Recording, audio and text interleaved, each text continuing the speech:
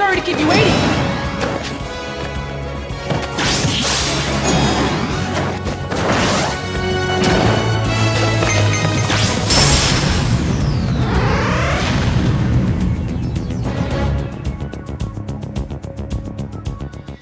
Hey, what's up everybody? Welcome to episode 115 of an ongoing series where we basically take the camera anywhere we want and we try to find secrets and new discoveries to some of our favorite games.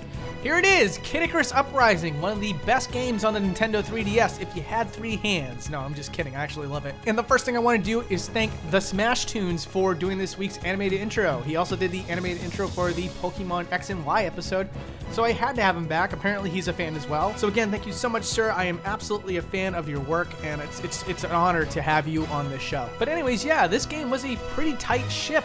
It was actually kind of difficult to find a whole lot outside of the boundaries, but the zoom outs are some of the most gorgeous I've ever seen in any of the episodes that I've covered, and there was still stuff to see. So let's jump out of this intro and get right to it.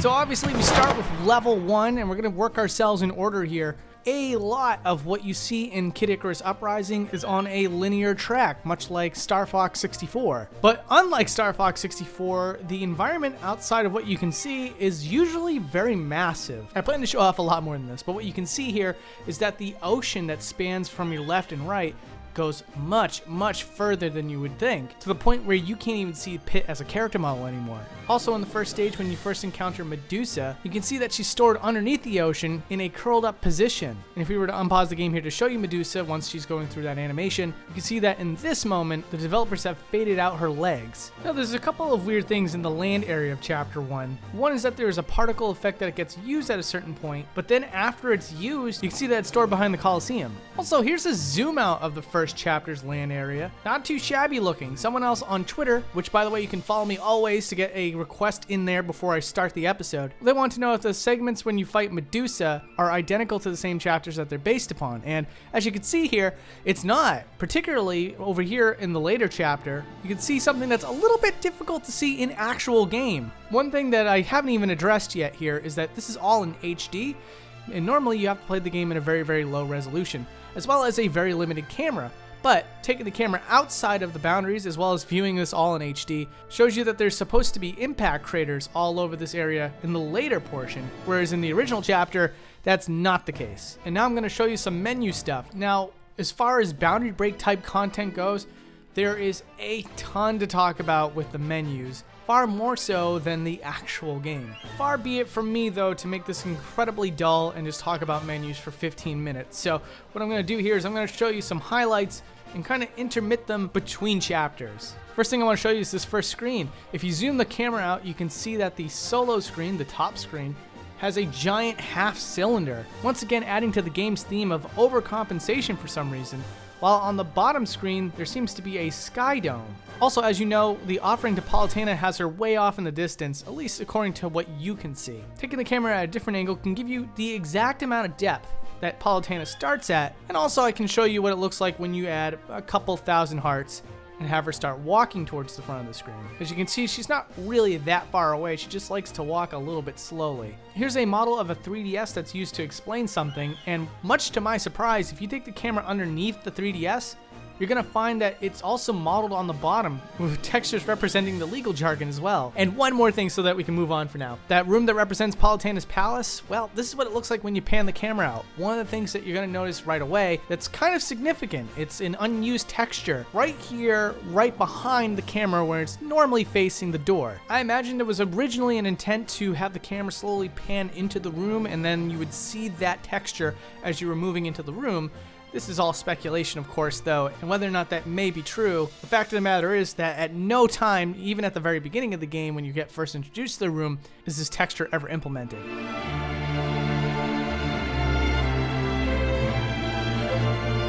Next up, a lot of you guys want to know what happens when Pit goes through the doors. They want to see exactly how that looks from another angle, and it doesn't disappoint. Every single conceivable chapter in which Pit walks through that door, you can see it's a physical object inside of the map. There's a black plane that's underneath and in front of Pit that spans pretty far both ways. And once Pit goes through the doorway, that object disappears. I also wanted to show you literally anything that had to do with Eggplant Wizard, because he's my favorite enemy in the series. As far as the character itself, there's not much going on inside of the character model. But obviously, one of the gimmicks that the eggplant wizard has is that he turns Pit into an eggplant. And I wanted to show you, it's an all new character model. When you take the camera inside the eggplant, you can see that there's nothing inside that eggplant. Although for the character model, it looks like the legs are kind of just jammed into the eggplant. As you can see, there's a lot of geometry left inside of it, which reminds me of the Mimicutie. So let's take a look at that. Here's a Mimicutie before you find out that it is in fact a Mimicutie. And what happens on the inside is crazy. So what the developers did is that they shrunk down the legs and put it towards the top of the box, but then the feet are normal size and at the bottom of the box. So the geometry between the ankles and the feet obviously stay connected, and this is what it ends up looking like. It's all stretched out. And this is what it looks like inside the treasure chest when Mimicutie is in full form. The nubs of the legs actually end up underneath the interior look of the chest itself. And keeping in that theme of warping a character model, the developers left behind a very interesting era for the vac loom. Now, here on this show, we've covered this a couple times, but if you're new here, I'm just going to catch you up a little bit. A lot of the times when a developer doesn't need something on a character model, or wishes to hide it in some way, they can set the size value to 0, which makes the object completely invisible to the player. However, if you make it any value that's higher than 0, it's going to show up in some way. And so, although the developers do this appropriately for most of the enemies in Kid Icarus Uprising, the vac loom has this apparatus that gets shown when it shoots out a laser. And when it's not shooting out the laser, you're not supposed to be able to see it whatsoever. However, taking the camera inside of its gaping maw will show you that that apparatus is still visible no matter what. It's just incredibly small. And to round out this scene, let's do a zoom out of the castle in Chapter 4.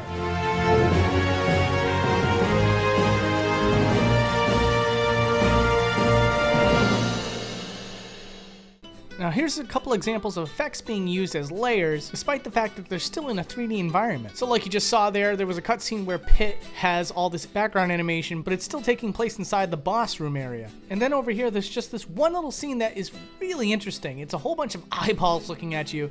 Kind of creepy, but shifting the camera around is, it's interesting, because you end up seeing that the iris and the pupil have a separate layer from the sclera, but only for some of these eyes.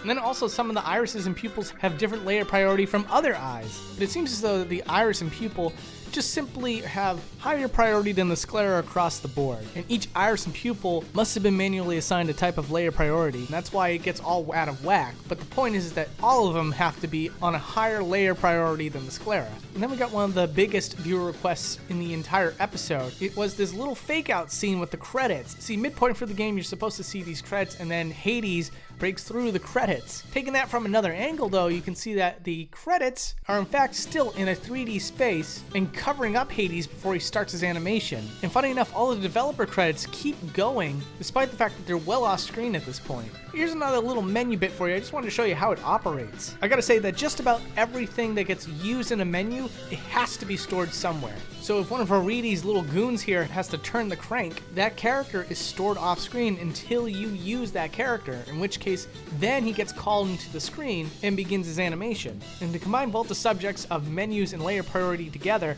there's this little Easter egg that you may know about. If you hold down on the circle pad when it says I'm finished and you died, you can see where all your hearts go, which is what I assume is the underworld with the Reapers. Now, I didn't lose that many hearts for my playthrough of Kid Icarus Uprising, so you might have saw that initially it didn't look like there was a whole lot of hearts there. But as you're going to see right away, taking the camera further out shows that those heart piles are always there, and that if you only lost a little bit of hearts, it's just the tip of the iceberg, so to speak. All the piles of hearts that you could possibly accumulate are simply resting below, waiting to rise up. And anyways, a lot of you also wanted to see a zoom out of the Lightning Chariot boss arena, and this is what this looks like. I'm really surprised that this game barely uses any culling. It's amazing.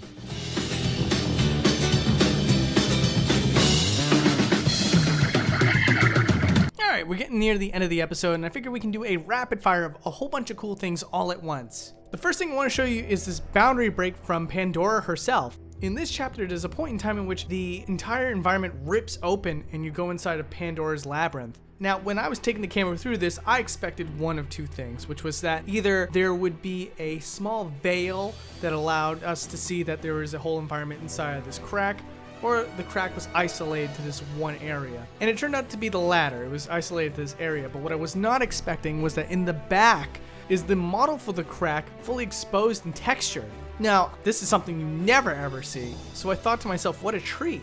because you can see the dimensions in which this crack was rendered. And then there was this big battle here. Now there is a army that you can see in chapter 1, but when I saw that this chapter had 2 armies going against each other, I wasn't going to pass this up. So this is what the armies look like from very far away. As you can see, they're still basically dots. But then at a certain point, Pit flies in much, much lower, and it's at this point that you can see the details to a lot of the soldiers. There are some with shields, there are some on horseback, and I just wanted to give you a nice good close-up of all of these so that you could take in as much detail as the developers were willing to give, even if it's not a whole lot. Then I want to show you 2 menu things that are related to each other. One is when you're selecting the difficulty. Now when you zoom the camera out while selecting the difficulty, you can see that the difficulty settings are attached to a mural. And when you select a new difficulty, the camera pans over to the next part of the mural to show that level of intensity. Same can be said when you're selecting a chapter. Now you would think that this would be handled a little bit differently, but it's not. All the chapters are all existing all at once. The only illusion here is that there's a scroll on the right. Now the scroll is a full 3D model as well as a 2D texture that layers over all the chapters. But you don't even get to see that texture that masks the chapters. Instead, you only get to see a part of the scroll. Now this is basically what I live for. In this one chapter alone, there's a couple of great things to show you that are outside of the boundaries of the game. The first of which is when Pit is turned into this ring, a little girl goes and sweeps him up, and then Pit takes control of the little girl. But in this cutscene, you can see here that while the camera is focused on Pit, the little girl is just outside of the camera's view, crouched down and in a T-pose. And that crouch position doesn't look so hot, which is why you never get a good look at it. But she is crouched down because of 2 reasons. One is that it makes an easier reach for the arms, and 2, the little girl does stand up when you start to look at her in the game. You can also see that the dog that you eventually take control of is also stored underneath the map.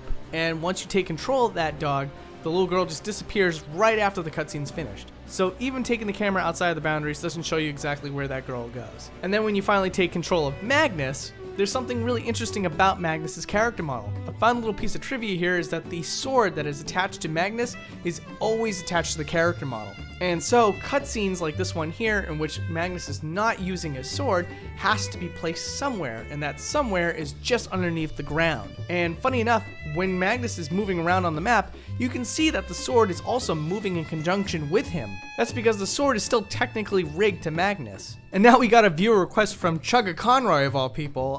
When I made that tweet asking people what they wanted to see, Chugga Conroy asked, what does it look like when Medusa shifts from a human form to her, I don't know what you call that form, a monster form? And I took very special care to try to find something interesting here, because in some cases, they might shrink down the head model of the original character model and then place the new model on top. But it looks like here that the head model for Medusa gets swapped out with the monster model. And you can see that when you slow it down really, really slow, the models change completely. And you can tell this for sure by looking at the snakes. In one frame, the snakes are a lighter green, and then in the next frame, when you switch to the monster model, they're brown and in completely different positions. Moving the camera really, really close too, once the monster model detaches from the body, you can see that the neck is all jangled up, but it still doesn't have a Medusa head attached to it. It's very likely, like I mentioned at the start of the episode, that the head model to Medusa is reduced to size 0. And here's a super duper quick one for you. The Centurion here, the beefy one, has a tattoo of Palutena on his arm, something that's a little bit hard to make out on the original 3DS. And then Super Mario Galaxy fans of Boundary Break are going to appreciate this one.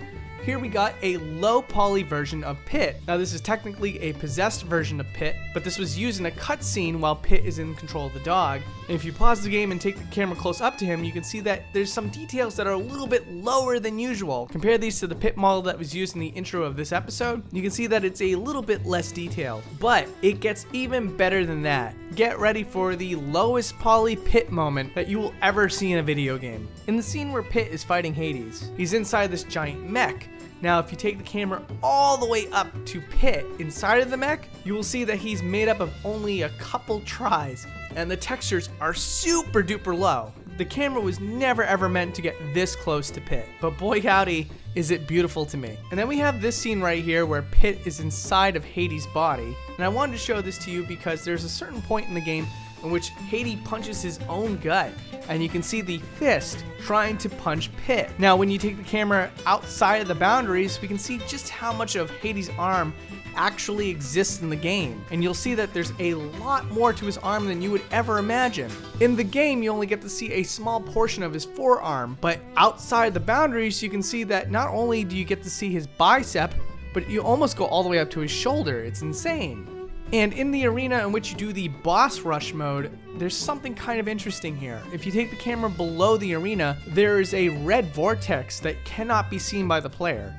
No matter which way you try to manipulate the camera, you simply cannot see it. So this is an unused aspect of the game that was never properly used. The very first thing I want to mention here is that Jasper, the man who made a universal tool for me for 3DS games, he made his own YouTube video, and it's actually excellent. I'm very happy to promote this, but I'm going to leave a link to a video that he made that explains a Nintendo developer technique from a perspective of an actual game dev. Yes, Jasper, by the way, is a game developer, and I couldn't be happier that he's been willing to help me out, as well as get some of his insight and knowledge as a game developer. Also, if you're brand new to the channel, it would really mean a lot to me if you followed me in some way. You certainly don't have to, but I have a lot of Nintendo episodes, and I'm going to show a couple of them on the screen here. I have Super Smash Bros. For Wii U, The Legend of Zelda Breath of the Wild, Super Mario Galaxy, as well as Pokemon X and Y. Before even thinking about subscribing, you can definitely click on the playlist, check out a couple more of my episodes to see if this channel is right for you. And if you don't want to dig for those episodes, I'm going to have links to each individual one in the video description down below as well.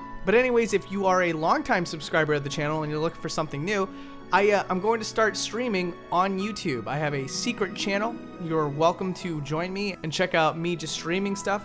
Sometimes I'll be boundary breaking, sometimes I'll just be playing a video game. I'm trying to keep it incredibly laid back. I don't want to be tied down to a single niche. But yeah, I think I've gone on for too long here. Thank you guys so much for watching, and I hope to see you guys very, very soon. Expect Super Smash Bros. Ultimate as the next episode. Take care.